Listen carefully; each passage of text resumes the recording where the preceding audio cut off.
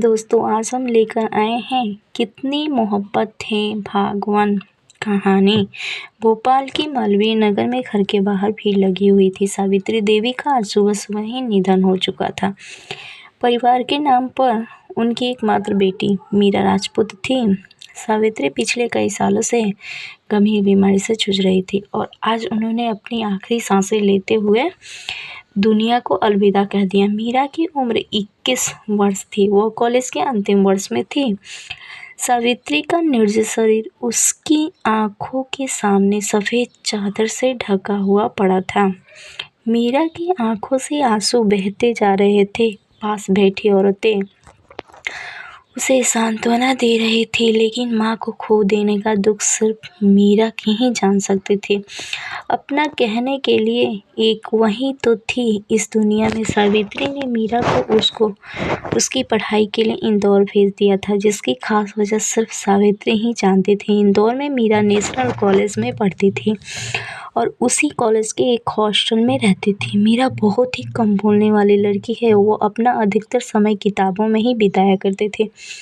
College में उसकी एकमात्र दोस्त थी निधि व्यास, जो कि इंदौर में रहती थी अपने परिवार के साथ। निधि और मीरा दोनों बहुत अच्छी दोस्त थी। कॉलेज के 2 साल दोनों ने साथ साथ ही पूरे किए थे, लेकिन निधि मीरा को बहुत कम जान पाई थी।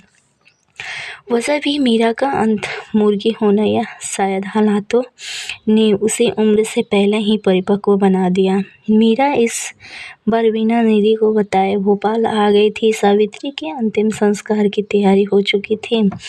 जब उनके पार्थिव शरीर को ले जाया जाने लगा तो मीरा जोर जोर से रो पड़ी। औरतों ने उसे संभाला, लेकिन कोई उसे रोक नहीं पाया। वो दौड़कर बाहर आई और कहने लगी, मीरा हम भी साथ जाएंगे। बिटिया औरत शमशान में नहीं जाती है। मीरा हमें कुछ नहीं सुनना, हम भी साथ जाएंगे। विश्वनाथ चलने दीजिए काका। अग्नि के लिए किसी अपने का होना भी जरूरी है। आजकल क्या लड़का है क्या लड़की, चलने दीजिए। सभी वहाँ से सावित्री का पार्थिव शरीर लेकर निकले। आंखों में आंसू भरे, हाथ में अग्नि का पात्र पकड़े मीरा चले जा रही थी। उसके बेजान पैरों में जैसे हिम्मत ही नहीं थी। माँ के साथ उसने बहुत कम वक्त गुजारा था। न जाने वो कौन सी वजह थी जिससे माँ ने उसे हमेशा खुद से दूर रखा। सोचते हुए और बीती हुई बातों को याद करते हुए शमशान आ चुका था। सावित्री का अंतिम संस्कार किया गया। इकलौती वारिस होने के कारण उसी ने मुखाग्नि भी दी। उन पलों में मीरा को संभालना बहुत मुश्किल हो रहा था। वहाँ मौजूद सभी की पलकें नम हो गई। 1 महीने बाद मीरा इंदौर आई। उसने कपड़े बदले, अपनी बुक्स उठाई और कॉलेज आ गई। कॉलेज आकर उसने प्रिंसिपल से बात की और उन्हें अपनी माँ के देहांत के बारे में बताया। चूँकि मीरा कॉलेज में सबसे होनहार स्टूडेंट थी, इसीलिए प्रिंसिपल ने उसकी 1 महीने की लीव को मान लिया। मीरा प्रिंसिपल का शुक्रिया अदा करके बाहर आ गई। क्लास शुरू होने में अभी वक्त था, इसीलिए वो आकर बेंच पर बैठ गई और उदास आँखों से ज़मीन को निहारने लगी। तभी जानी पहचानी आवाज़ उसके कानों में पड़ी, निधि। ओह मैडम जी, कहाँ थी इतने दिन? ना फ़ोन ना मैसेज, आखिर चल क्या रहा है तुम्हारे दिमाग में? मीरा आवाज़ की दिशा में पलटी तो सामने की निधि खड़ी थी। मीरा ने कोई जवाब नहीं दिया तो निधि उसके पास बैठ गई और प्यार से कहा, निधि क्या हुआ मीरा? सब ठीक तो है ना? निधि की बात सुनकर मीरा की आंख दबदबा गई। उसने नीचे ज़मीन की ओर देखा और कहा, मीरा मान नहीं रही। निधि क्या ये कब हुआ और तुमने मुझे बताया क्यों नहीं? मीरा क्या बताती निधि, मैं खुद भी नहीं जानती थी कि माँ किस दर्द से गुजर रही है। मैं कुछ जान ना पाऊँ, इसीलिए उन्होंने हमेशा मुझे खुद से दूर रखा और देखो वो हमेशा के लिए मुझसे दूर चली गई। कहते कहते मीरा की आंखों में आंसू भर आई। निधि ने मीरा का हाथ अपने हाथ में लिया और उसकी आंखों में देखते हुए कहा, निधि तुम अकेली नहीं हो, मीरा मैं हूँ ना तुम्हारे साथ। दोबारा ऐसी बात मत कहना।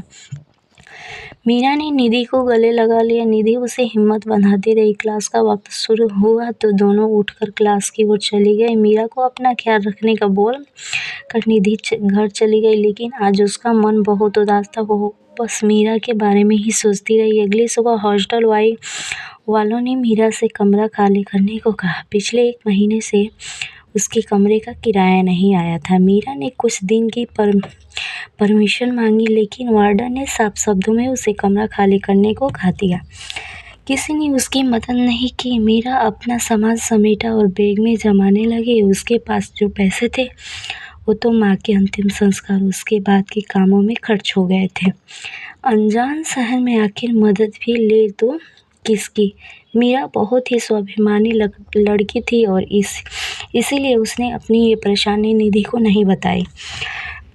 भोपाल वापस जाने के अलावा मीरा के पास अब कोई रास्ता नहीं था।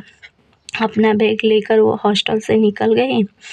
निधि जब कॉलेज आई तो क्लास में मीरा को न देखकर उसने अपने साथ बैठी रागिनी से पूछा, जो कि उसकी हॉस्टल में रहती थी।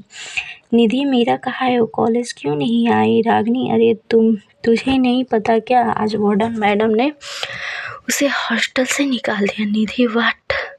पर क्यों रागिनी? क्योंकि उसने हॉस्टल के रूम का किराया नहीं दिया था। अब मुझे डिस्टर्ब मत करो, पढ़ने दो, रागिनी ने कहा और बुक्स में नजरें गड़ा ली। निधि, इतना सब हो गया और मीना ने मुझे बताया तक नहीं। ये लड़की भी ना, इसे समझना सच में बहुत मुश्किल है। पता नहीं इस वक्त वो कहाँ होगी, मुझे जाना होगा। निधि ने अपना बैग लिया, बैग और बुक्स उठाए और क्लास के बाहर निकल गई। कॉलेज से सीधा वो हॉस्टल आई और मीरा की रूममेट से पूछा। रूममेट ने बताया कि मीरा वापस अपने घर जाने की बात कह रही थी। निधि वहाँ से निकली और तुरंत रेलवे स्टेशन आई। रेलवे जा चुकी थी। निधि हताशा हो गई। उसने हताशा नज़रों से ट्रेन को जाते हुए देखा और जैसे ही वो वापस आने को मुड़ी, उसकी नज़र बेंच पर बैठी मीरा पर पड़ी।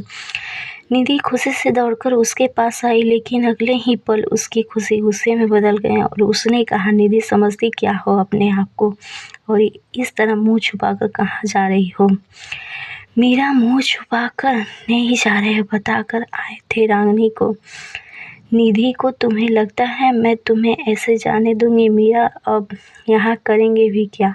वार्डन ने भी हमें हॉस्टल से निकाल दिया है। निधि, वार्डन की तो तुम ये बताओ, तुमने मुझे क्यों नहीं बताया? निधि की इस सवाल पर मीरा खामोश हो गई। निधि उसके बगल में बैठी और कहने लगी, निधि, मीरा, तुम सिर्फ कहने के लिए मेरी दोस्त नहीं हो। कॉलेज में बहुत सी लड़कियां हैं, लेकिन मैंने तुम्हें अपना दोस्त चुना, जानती हो क्यों? क्योंकि तुम बहुत अच्छी हो और समझदार भी हो। तुम बहुत स्ट्रॉन्ग लड़की हो। मीरा, फिर ऐसे कैसे जा सकती हो? आंटी का सपना कैसे भूल सकती हो? पढ़ना है, एक बड़ी अधिकारी बनना है, ये कैसे भूल गई तुम? मीरा, निधि, हम कुछ नहीं भूले हैं, सब याद है हमें, पर इस से हमने एक बात सीखी है कि अगर जीना है तो पैसा ज़रूरी है और वो हमारे पास नहीं है। घर जाएंगे तो वहाँ रहने के लिए कम से कम अपना घर तो है। निधि, हो गई तुम्हारी आदर्श वाली बातें तो चल। निधि ने उठते हुए कहा। मीरा, कहाँ निधि, कोई सवाल नहीं, उठो और चलो, कहकर निधि ने एक बैग खुद उठाया और दूसरा मीरा को थमा दिया। दोनों बाहर आई। निधि ने पार्किंग से अपनी स्कूटी निकाली और मीरा को साथ लेकर चल पड़ी। निधि के पीछे बैठी मीरा के मन में सैकड़ों सवाल उथल पुथल मचाए हुए थे। मीरा जब भी इस शहर से जाने के बारे में सोचती, ये शहर उसे वापस अपनी ओर खींच लाता है। सवाल बहुत थे, लेकिन जवाब नहीं थे। निधि उसे कहाँ लेकर जा रही थी, इस बात का भी उसे अंदाज़ा नहीं था। स्कूटी सड़क पर दौड़ते हुए निधि ने अचानक उसे ब्रेक लगाया और गाड़ी को U-टर्न घुमाया। मीरा, क्या हुआ? इधर कहाँ जा रही हो? निधि, हॉस्टल। मीरा, लेकिन क्यों? निधि, तू चल तो बताती हूँ, कहकर निधि ने स्पीड बढ़ाई और कुछ वक्त बाद दोनों हॉस्टल के सामने थे। निधि ने स्कूटी साइड में लगाई। उसने मीरा का हाथ पकड़ा और उसे लेकर अंदर चली आई। वार्डन सामने ही खड़ी थी। मिल गई। निधि उसके सामने आई। उसने अपने जेब से कुछ रुपए निकाल और वार्डन के हाथ में थमाते हुए कहा, निधि, ये रखो अपने पैसे और आज के बाद किसी लड़की को इस तरह से हॉस्टल से मत निकालना। वार्डन वक्त पर किराया देंगे तो कोई क्यों निकालेगा, पर ये लड़कियां घर वालों के पैसे तो ऐसे में उड़ा देती है और फिर किराए के नाम पर रोने बैठ जाती है। निधि, चुड़ैल, तेरी हिम्मत कैसे हुई मेरे दोस्त के लिए ऐसा बोलने की? मैं तेरा मुंह नोच लूँगी। निधि वार्डन से झगड़ना ही वाली थी, लेकिन मीरा ने उसे रोक लिया और कहा, मीरा, निधि ये क्या कर रही हो? छोड़ो उन्हें। निधि, मैं मुंह तोड़ दूंगी इसका। इस हॉस्टल की लड़कियां चाहे जो करती हो, तुम ऐसी नहीं हो।